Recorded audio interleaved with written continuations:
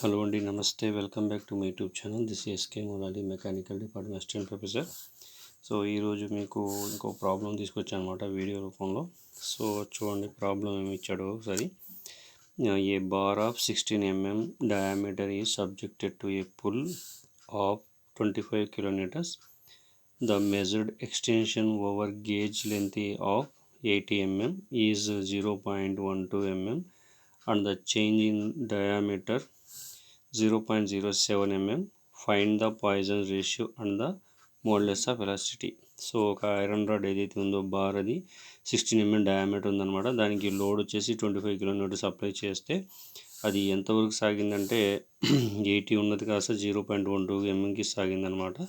దాని డయామీటర్లో వచ్చేసి 0.007 mmకి సాగిందనమాట. So తగ్గిందనమాట. So ఇప్పుడు దాంట్లో పాయిజన్ రేషియో ఫైండ్ అవుట్ చేయమన్నాడు. దాంతోపాటు modulus of velocity find out చేయమన్నాడు. సో మనకి ఇక్కడ ఇచ్చిన డేటాలో ఫస్ట్ గివెన్ డేటా ఇచ్చింది d is equal to 16 mm అనమాట.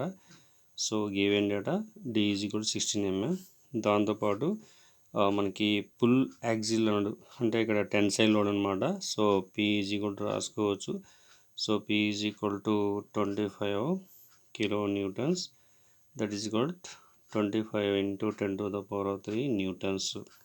అలాగే ఎల్ ఇచ్చాడు, అంటే లెంత్ అనమాట. ఎల్ ఈజ్ ఈక్వల్ టు మనకి ఇక్కడ ఇచ్చిన వాల్యూ ప్రకారం 80 mm, L is equal to 80 mm ఇచ్చాడు. సో అలాగే change in length delta L is equal to 0.12 mm ఇచ్చాడు. అలాగే ఇక్కడ చేంజ్ ఇన్ డయామీటర్ వచ్చేసి మనకి దీన్ని డెల్టా డీగా చూపిస్తాం అనమాట. So 0.007 mm.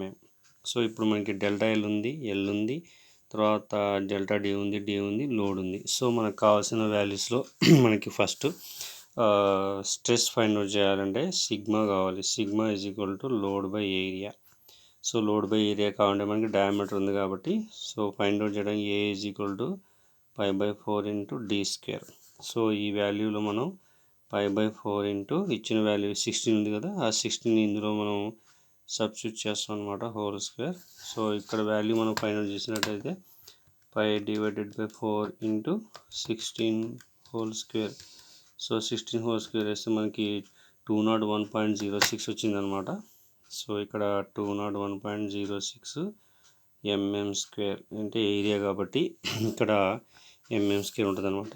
అలాగే సిగ్మా వాల్యూ ఫైండ్ అవుట్ చేయండి. ఏ ఉంది, లోడ్ ఉంది కాబట్టి. సో ఇక్కడ sigma is equal to load by area. Load వచ్చేసి మనకి 25 కిలోమీటర్ ఇచ్చారు కాబట్టి 25 into 10 to the power of 3 divided by A value వచ్చేసి ఇక్కడికి మనకి 201.06 ఉందన్నమాట. సో దీన్ని మనం క్యాలిక్యులేట్ చేసినట్టయితే సిగ్మా వస్తుంది 25 into 10 to the power of 3 divided by 201.06. So ఈ వాల్యూ మనం క్యాలిక్యులేట్ చేసి 124 పాయింట్ వచ్చిందనమాట. 124.34. సో 124.34 ఇది సిగ్మా కాబట్టి న్యూటన్స్ పర్ mm స్క్వేర్గా రాసుకోవాలి. నెక్స్ట్ అలాగే చేంజింగ్ లెంత్ అన్నాడు, అంటే లాంగిట్యూడ్ స్ట్రైన్ అన్నాడు. అంటే సో ఇక్కడ small is equal to delta L by L. So మనకి ఇచ్చిన వాల్యూలో delta L is equal to 0. ఇక్కడ ఇచ్చాడు 0.12 డివైడెడ్ బై ఎల్ వాల్యూ వచ్చేసి 80 ఇచ్చాడు. సో దీన్ని క్యాలిక్యులేషన్ చేస్తే మనకి ఎంత వస్తుందో చూద్దాం. 0.12 డివైడెడ్ బై 80. సో ఇక్కడ 1.5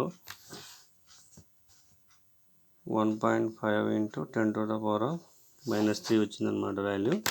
సో ఇది ఈ అనమాట. సో దీన్ని మనకి ఇక్కడ ఈ తెలుసు, ఇది తెలుసు కాబట్టి స్ట్రెయిన్ తెలుసు కాబట్టి యంగ్స్ మాడ్యులస్ ఫైండ్ అవుట్ చేస్తాం అనమాట.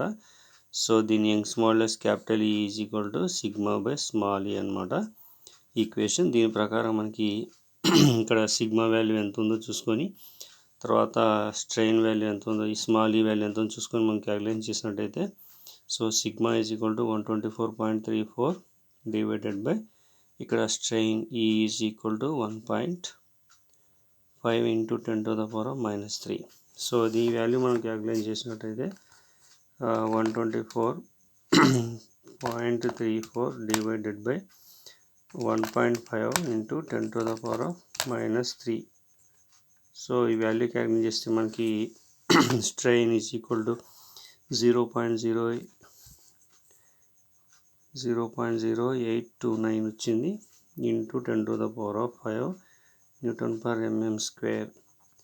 సో ఇక్కడ మనకి స్ట్రెయిన్ వచ్చింది, సిగ్మా వచ్చింది, యంగ్స్ మాడ్యులస్ వచ్చింది. ఇప్పుడు మనకి లేటరల్ స్ట్రెయిన్ కావాలంటే lateral strain is equal to delta d by small d. So lateral strain, so ఇక్కడ రాద్దాం లేటరల్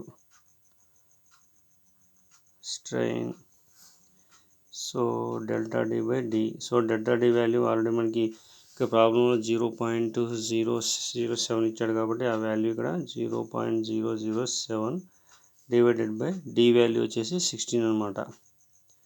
సో ఈ వాల్యూ క్యాల్కులేట్ చేస్తే 0.007 డివైడెడ్ బై 16. సో ఇక్కడ వాల్యూ వచ్చి 4.375 into 10 to the power -4 వచ్చిందనమాట. సో ఇక్కడ రాద్దాం మనం 4.375 into 10 to the power -4. So ఇది మనకి లేటరల్ స్ట్రెయిన్ వచ్చింది. ఈ లేటరల్ స్ట్రెయిన్ తర్వాత మనకి ఫైండ్ అవుట్ చేయమని పాయిజన్స్ రేషియో ఫైండ్ అవుట్ చేయమన్నారు. ఇక్కడ పాయిజన్స్ రేషియో ఫైండ్ అవుట్ చేయాలంటే మనకున్న వాల్యూస్ ఏవైతే ఉన్నాయో దీంట్లో వాల్యూ ఒకటి ఉంది, ఆ వాల్యూ మనం చేంజింగ్ వాల్యూమ్ ప్రకారం చేయాల్సి వస్తుంది. సో ఇక్కడ ఉన్న వాల్యూ చూస్తాను. Poisson ratio is equal to మనకు ఒక ఈక్వేషన్ ఉందన్నమాట. Poisson ratio P1 by so Poisson ratio మ్యూతో చూపించవచ్చు దీన్ని. పాయిజన్ రేషియో 1/m అనే ఒక ఈక్వేషన్ అనమాట. సో పాయిజన్ రేషియో ఈక్వేషన్ వచ్చేసి lateral strain by longitudinal strain అనమాట. సో ఇక్కడ lateral strain by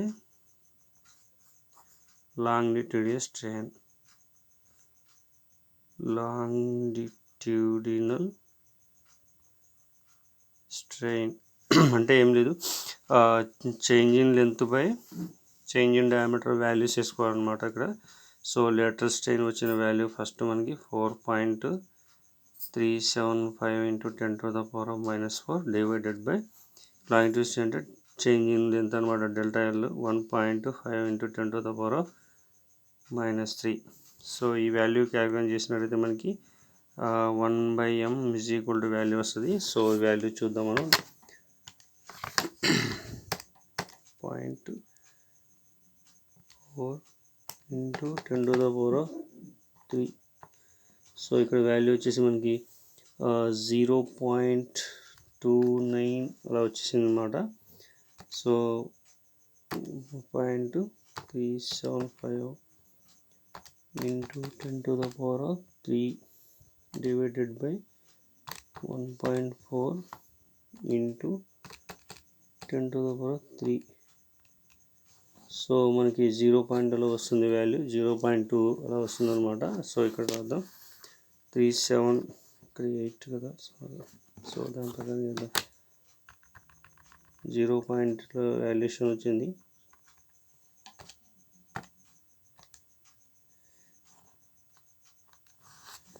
so answer వచ్చేది మనకి 0.29 వస్తుందన్నమాట. దీన్ని పాయిజన్స్ రేషియో అంటారు.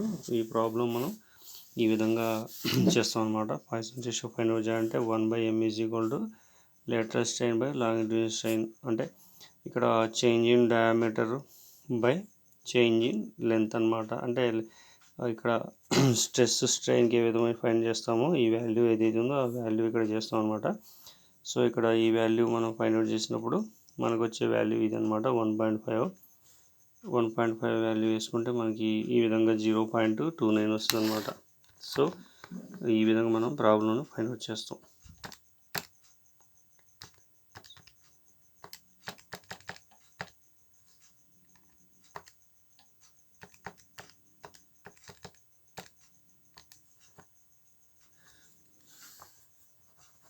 So 0.29 into 10 to the minus అంటే 0.2 వాల్యూ వస్తుంది అనమాట.